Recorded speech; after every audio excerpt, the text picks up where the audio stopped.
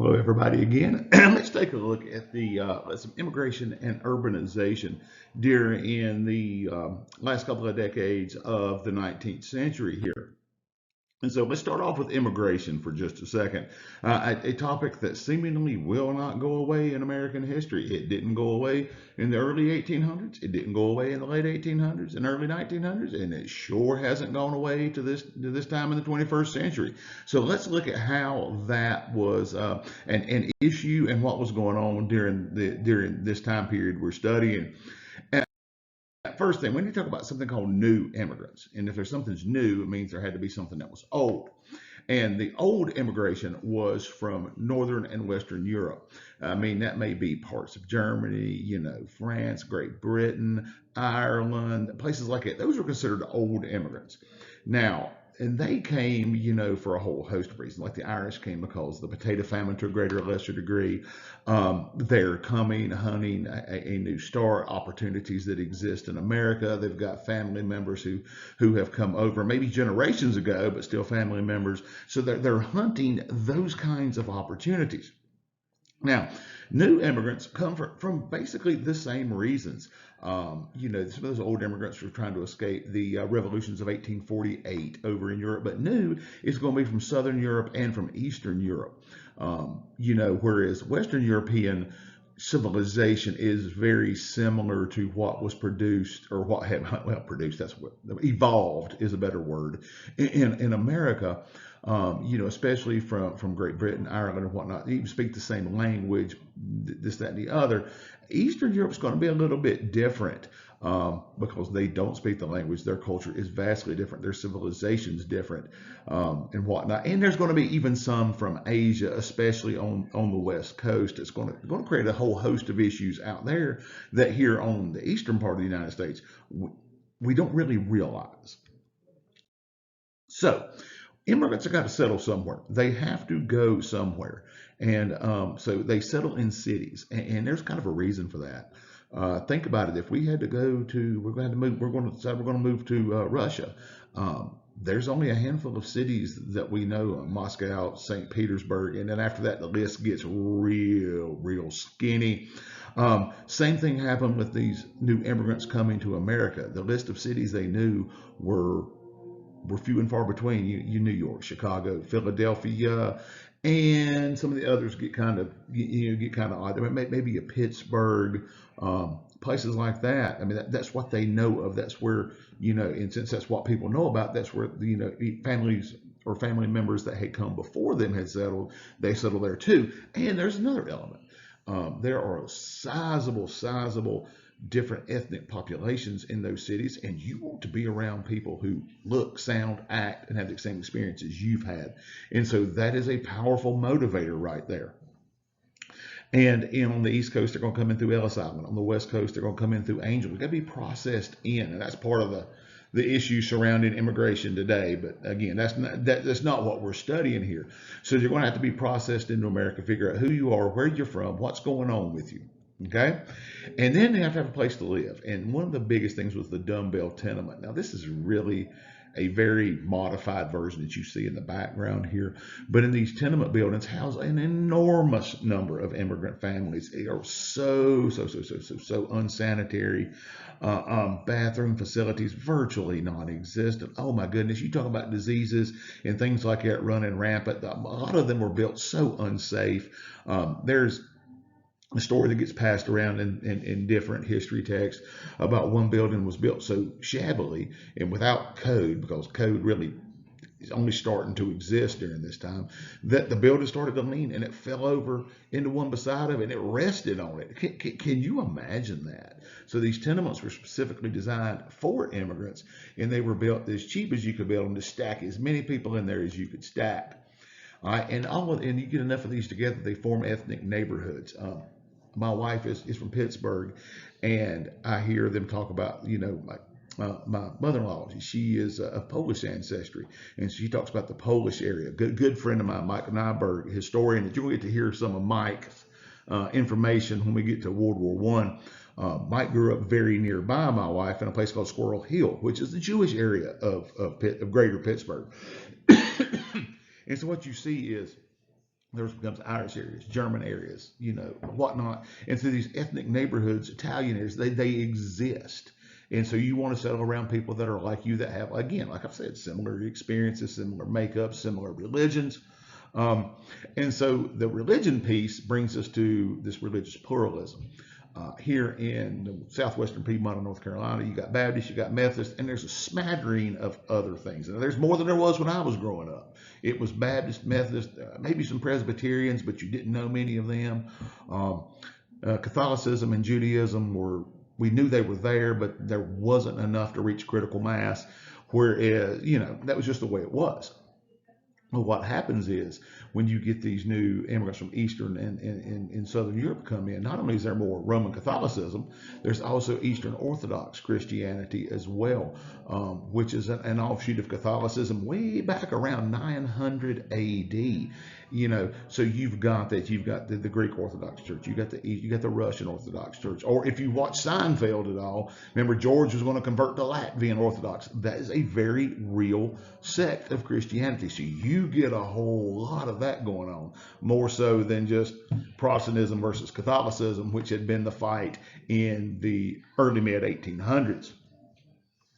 And so what happens is these neighborhoods, these workplaces, and schools become the great agents of socialization for people, to the point sometimes schools would change students' names, which I cannot imagine. As a school principal, I'm like, what are you doing? But where do we become socialized? As young people, it's not only just in our homes or possibly churches, but it's also at school. The school bus is the great agent of socialization. You will learn things you never wanted to learn. Well, back then there was no school bus, but going to school with a bunch of other people or working around a bunch of different types of people create that agents of socialization, or sometimes we call America the great melting pot.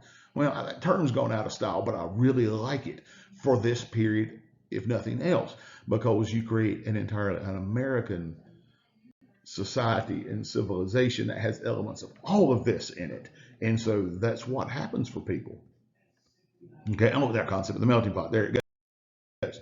So naturally, if there's an action, there's going to be a reaction over here on this other side. And there are reactions to this new immigration. And it's a term that we've used, in the early mid 1800s, something called nativism, native-born American people. The Klan we're going to see it when we get to the 1920s. This new Klan, as opposed to the old Klan, which boggles my mind that would come back again, but it did, is going to be a response to this new immigration. And this idea that native-born Americans, that those of us of American stock that have been here, families have been here for generations, they're better than anybody else. Okay, that's simply going to be one of those responses. And so there's this fear of these new religions. Oh, they can't be. Here's an example for you. Have I think would be considered a great aunt. That the family's so big I can't keep them all straight. But anyhow, she had a niece that is not related by blood to me, who married a young man who was Catholic.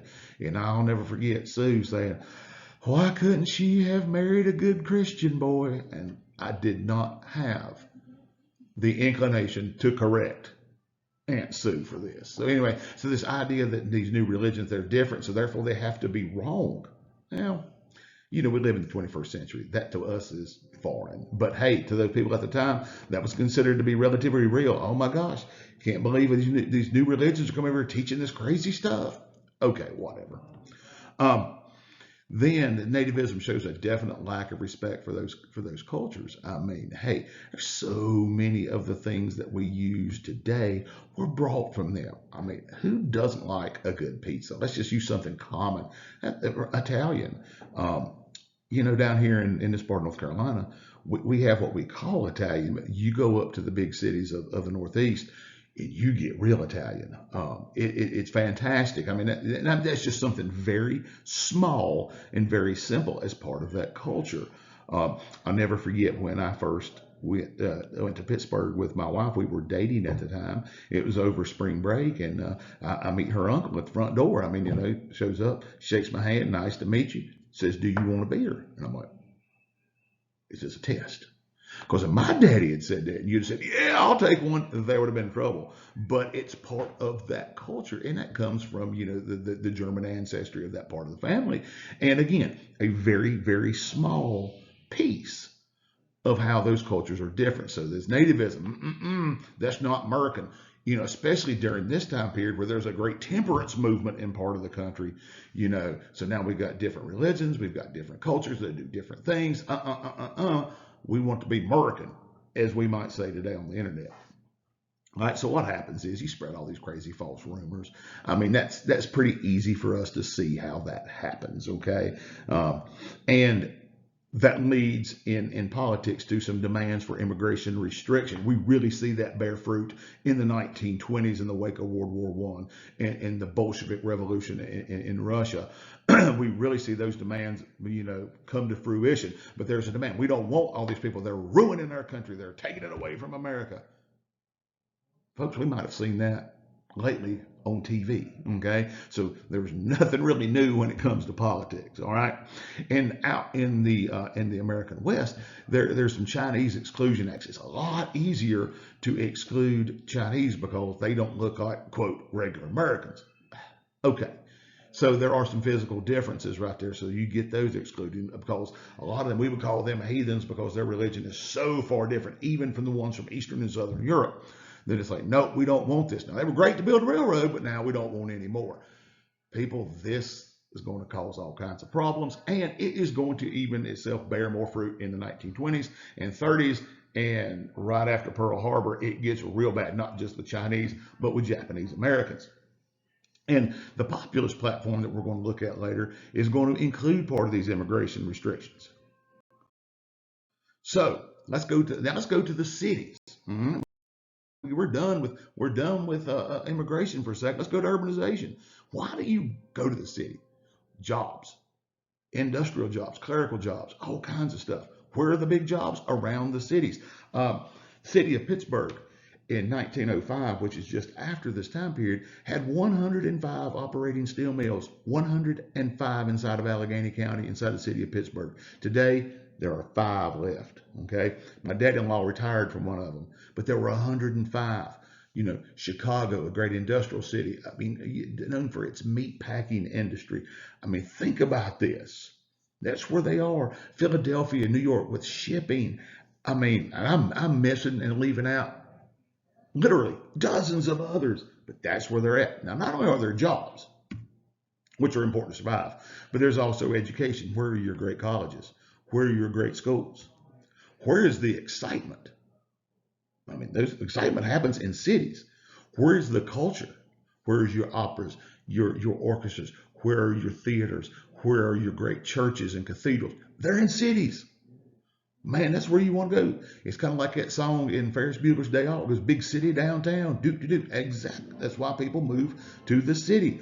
And there are conveniences in a city that you can't find in the countryside. Running water. When electricity happens, electricity, telephone.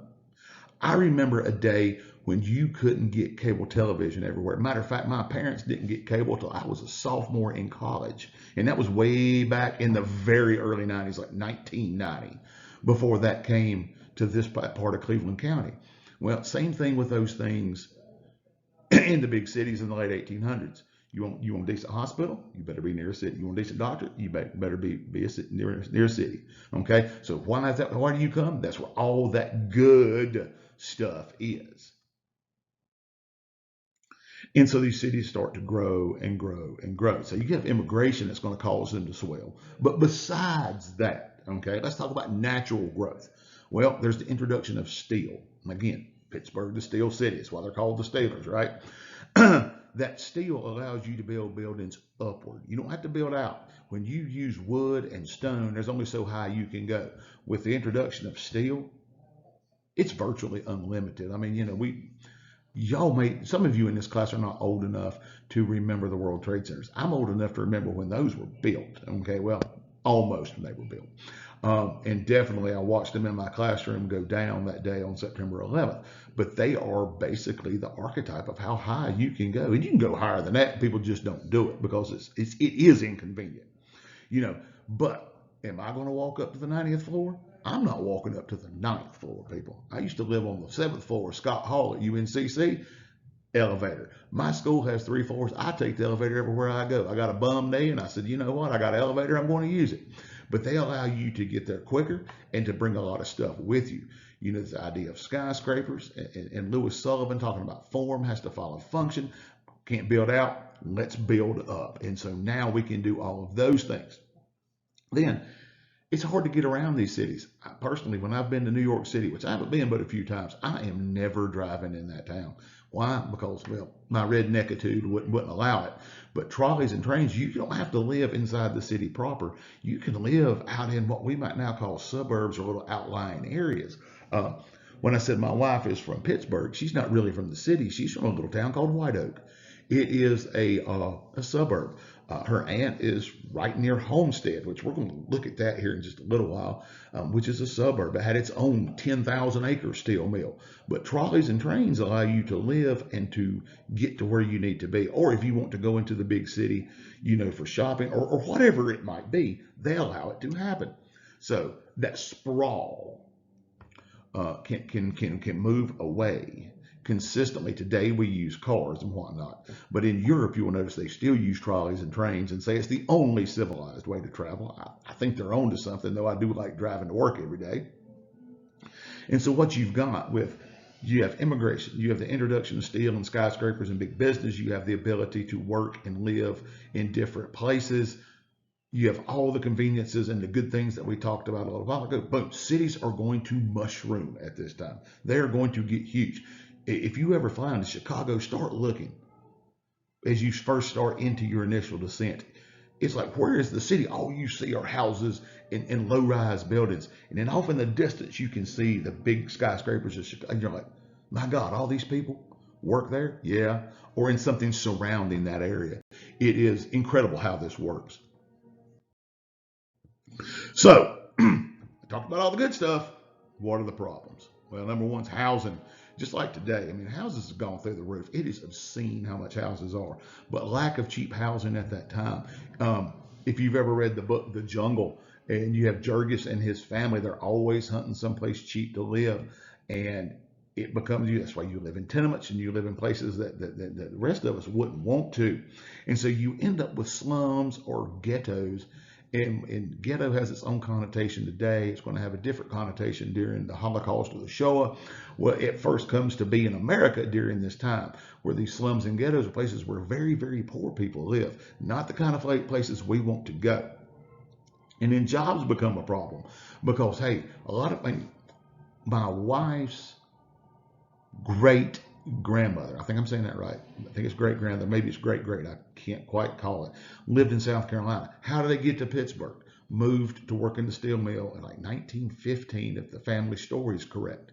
Now, that doesn't fit with what I've got on the screen, because the more cheap labor you get in an area, the more immigrants you get that drive the wages down. Nobody wants wages driven down. I don't want my wages driven down. You don't want your wages driven down, but immigration does do that. So living in the city, you're not going to make as much as you might have thought otherwise. Then there's crime, much like today. You get more people in one spot at one time, and you have some people who are incredibly poor and don't have that economic opportunity. You get crime, and it runs rampant in some of those big cities. And then you get the rise of the political machine like Boss Tweed and some of those who basically co-opt, coerce, and hoodwink these people into voting for them, maintaining that power while they're also grafting off of the public treasury. Oh my goodness. Sounds like something you read about today, right? I've told you, the names change, but the song's the same. And then the one that catches me right now is sanitation. I mean, you know, diseases are running rampant in these places. The water, is it clean? No, it's worse than Flint, Michigan or Jackson, Mississippi water. Sewage running in the open street. Animals, you know what a horse or whatever does if you let it sit around long enough? It's pooing and peeing everywhere.